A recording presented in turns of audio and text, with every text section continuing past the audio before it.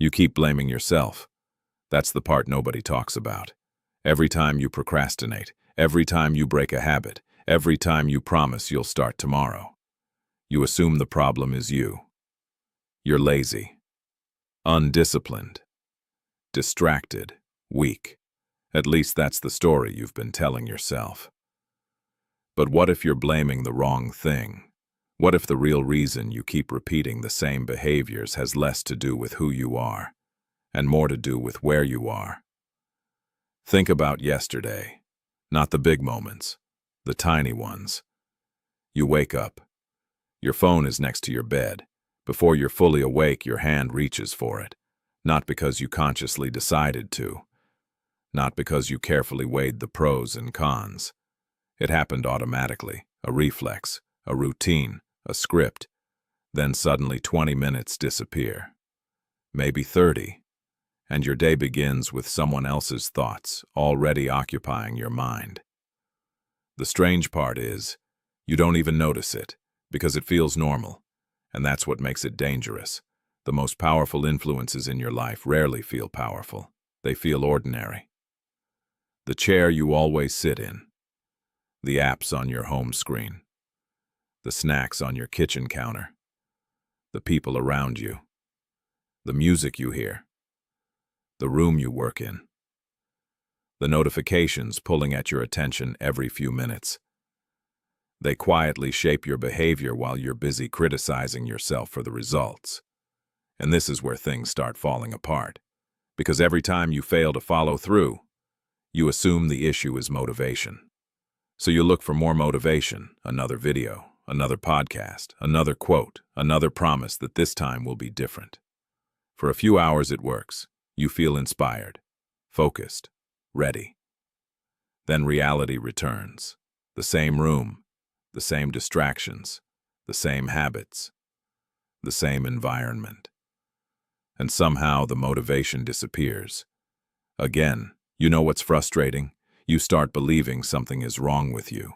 You watch other people stay consistent, build businesses, get in shape, read books, stay focused, and quietly wonder, why can't I do that? Why does everything feel harder for me? But here's what nobody realizes. Human behavior is incredibly sensitive to environment, more sensitive than most people can imagine. You can place the exact same person in two different environments and get two completely different versions of them. One version scrolls endlessly, the other creates. One version eats impulsively, the other stays disciplined. One version wastes hours, the other builds a future. Same person, different environment. And this changes everything. Because suddenly the conversation is no longer, what's wrong with me? The conversation becomes, what is constantly influencing me? At first that question feels uncomfortable, because it removes a familiar excuse. If your environment is shaping your behavior, then some of your struggles aren't personal failures. They're predictable outcomes. And that's both relieving and terrifying. Relieving because maybe you're not broken. Terrifying because it means your surroundings are affecting you whether you notice them or not. Think about how often you've opened an app without intending to, or walked into a room and forgotten why, or picked up your phone during a moment of boredom, or checked messages while doing something important. It feels like choice. But is it? Or is it conditioning, because the human brain loves convenience, loves familiarity, loves cues? Every object around you is sending signals. Every environment is giving instructions, most of them silently. And that's the hidden truth. Your environment is talking to you all day.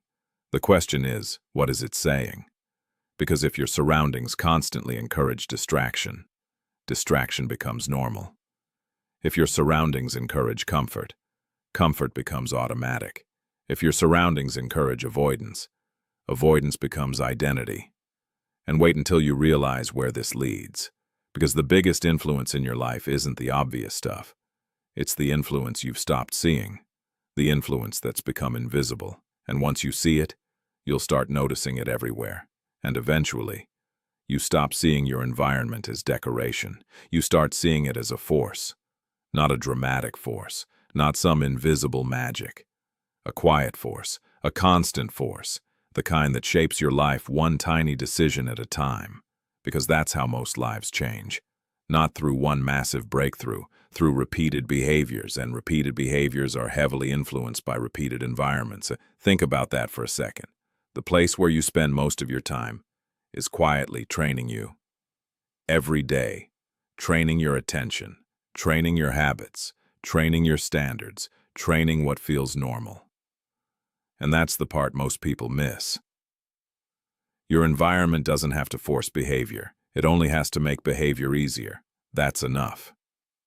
Make distraction easy, and distraction grows. Make focus easy, and focus grows. Make unhealthy choices convenient, and they multiply. Make healthy choices visible, and they begin happening almost automatically. Which means something surprising.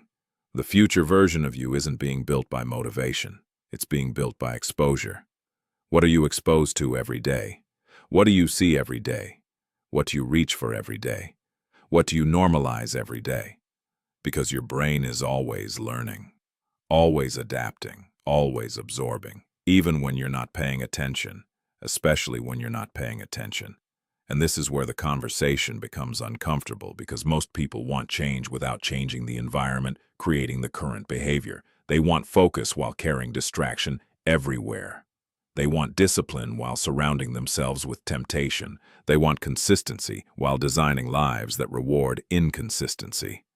Then they wonder why nothing changes. Imagine trying to grow a healthy plant in poisoned soil. Would you blame the plant? Probably not. You'd look at the environment, the sunlight, the water, the soil, the conditions. Yet when it comes to ourselves, we often do the opposite. We blame the plant. Every time. And this creates years of unnecessary guilt. Years of believing you're the problem. Years of fighting yourself instead of understanding yourself. But here's the perspective shift.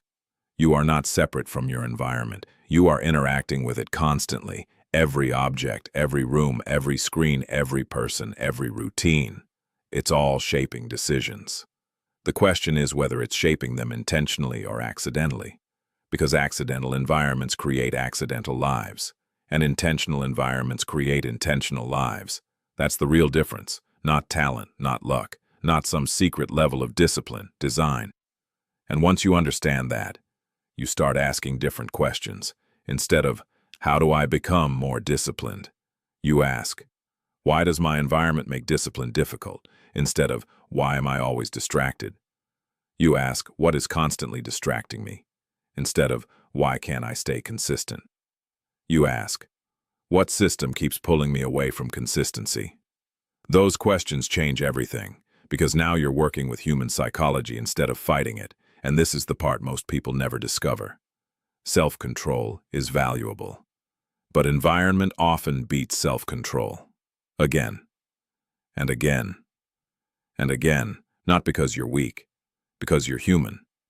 The brain follows the path that's easiest to repeat. That's how habits form. That's how identities form. That's how lives form. One repeated behavior at a time. One environment at a time. One day at a time. And maybe the most powerful realization isn't that your environment controls your behavior. Maybe it's that you can control more of your environment than you think. Not all of it. Life doesn't work that way. But enough of it. Enough to change the trajectory. Enough to change the defaults. Enough to change what becomes automatic, because ultimately, the goal isn't becoming someone who wins every battle against temptation. The goal is building a life where fewer battles are required, a life where good choices are easier, a life where distractions lose some of their power, a life where your surroundings support the person you're trying to become. And once you see that, really see it, you stop relying on willpower as your entire strategy. You start designing your room, your habits, your routines, your attention, your environment. And in the process, you begin designing yourself. Quietly, gradually, almost invisibly, the same way your environment was shaping you all along, only now it's happening on purpose. And if this felt a little uncomfortable, if you suddenly started noticing your phone, your room, your desk, your routines differently. Maybe that's a good sign, because some truths don't change your life when you hear them. They change your life when you can't stop seeing them. And once you notice how much your environment has been influencing you, you may never walk into the same room the same way again.